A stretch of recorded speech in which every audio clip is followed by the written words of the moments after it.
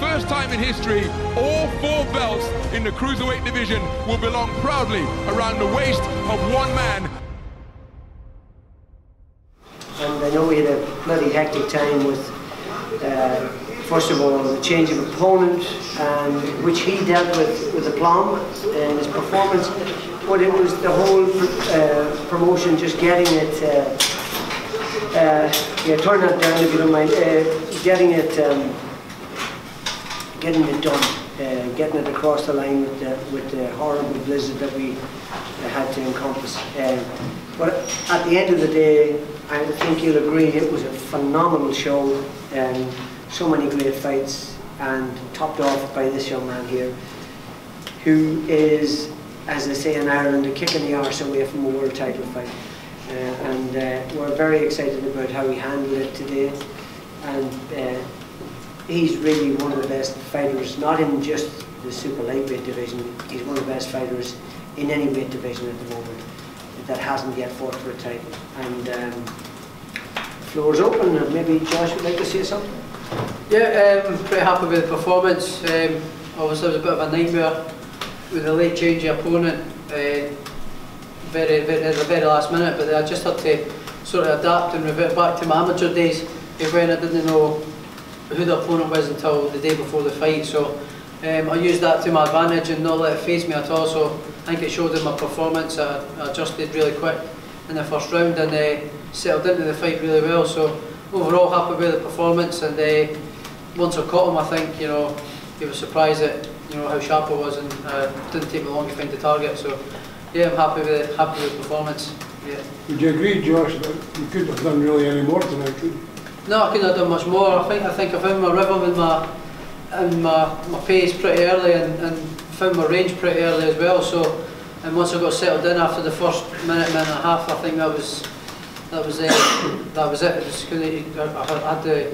I had sussed them out, so I knew what was happening. It was only going one way. So yeah, pretty happy.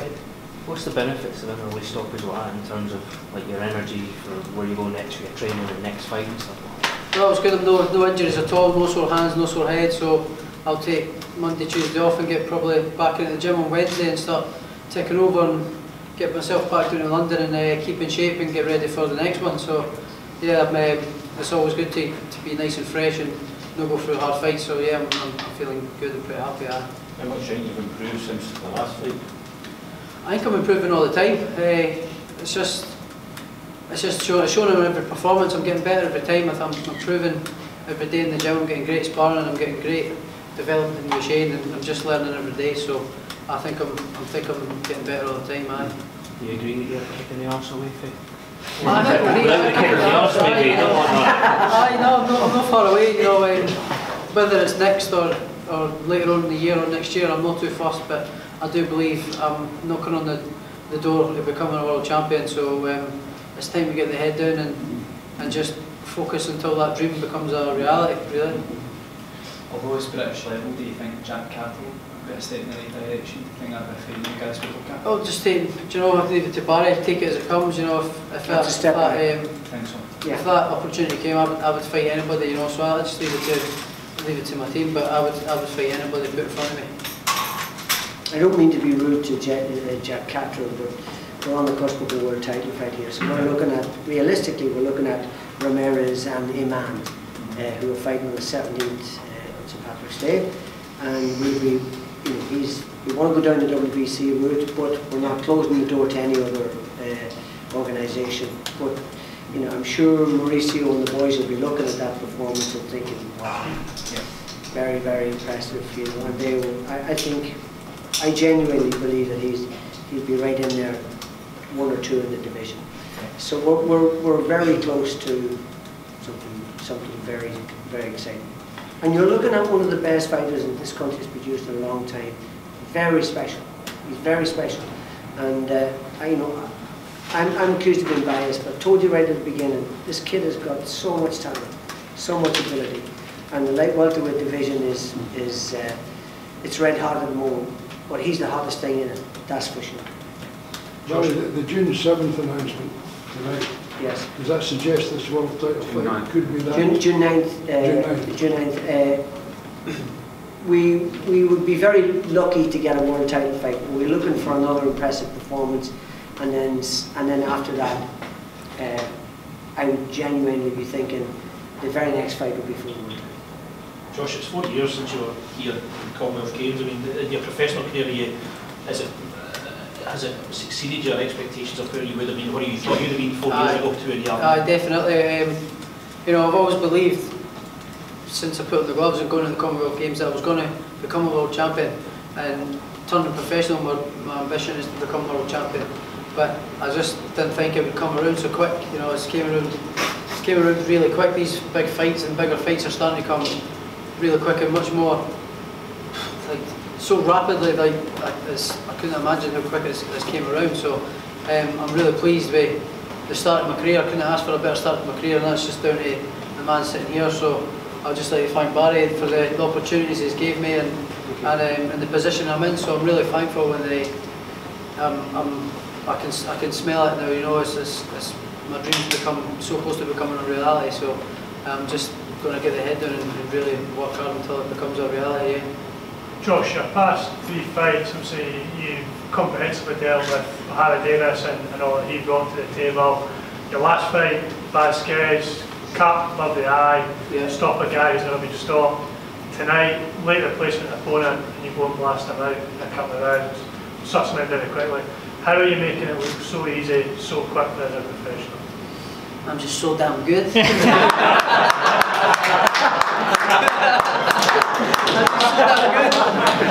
He's just going to turn into O'Hara Davis. No, I don't know. You can leave it at that. No, that's Don't say anything.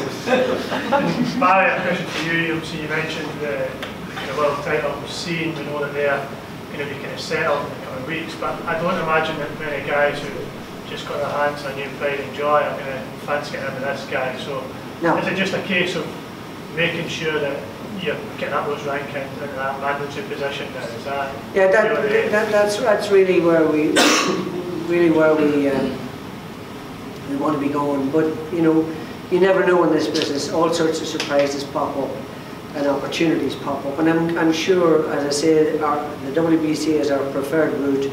But there are a number of other organisations that are looking at this kid and thinking. I mean, you cannot look at that performance. At 7 days' notice, this kid came in and he just took him apart. I mean, it looked to me after 30 seconds that it's just a matter of time until he hits him. So you don't get that very often. And after, you know, hats off to Shane. He's done a phenomenal job with this kid. They said he couldn't punch. Jesus Christ, they were wrong. He's turned him into a tremendous banger, and he's just confidence in the way he fights, the movement, and he's making incremental improvements and changes all the time. And that's not just down to Josh, it's his work with Shane, which is really sublime. And yeah, we're very excited about it. And just to reiterate what Josh said, it's great to come out of a world, like almost a world title eliminator, without any marks, without any scrapes, without any injuries. He can take 3 or 4 days off, that's all, by the way. And then he's back in the gym again, and you know, we're back on to the next one. So very, very happy with tonight's match. Shane, what was your thoughts on the performance? I thought he just did everything perfect. You know, the guy on video looked slippery, looked like he had a good little lean back, and he tried 1 or 2 times to slip and come over the similar shot that he hit, what was his name? Warren Joubert. But that wasn't the shot for him, it was the inside and then throw the right hook. And as soon as he landed that right hook early on, stunned him to his boots, and he stayed hit, but he didn't recover from it. And it was only a matter of time before, you know, it took him out. Stayed hit. That sounds like you're quite happy. Very happy, yeah, very happy with it. What are the improvements that you're making, Shane? You know, your dad talked about the big improvement that he's making. What do you see? You know, I feel like by week that he's been it's a top quality sparring. We've been to America a few times. He's got great sparring out there. He's sparred the likes of Sean Porter. He's sparred loads of quality people. We always have to bring in big guys. Mendez as well, and Jonas Mendez. Yeah. But he's done some work with Groves before the Cox fight and stuff, and gave him pretty much the best work, even though he was so much lighter. He's such a complete fighter. But I feel like recently he's filling into the weight division. You know, when he first came on, he was quite small for like, although he's very tall, he was quite small. He's thickening up as he's getting a bit older, punching harder, his base is getting better, and slowing himself down a fraction, but using his speed in the right ways. And I feel like that just comes from experience. And he's had a couple of acid tests early on in his career, like the O'Hara Davies fight. He's passed it with flying colours. So I just feel like he couldn't have developed any better in such a short space of time. But now it's, you know, there's only a handful of 140 pounders that can really test him, and I want to see him mixing it with the best.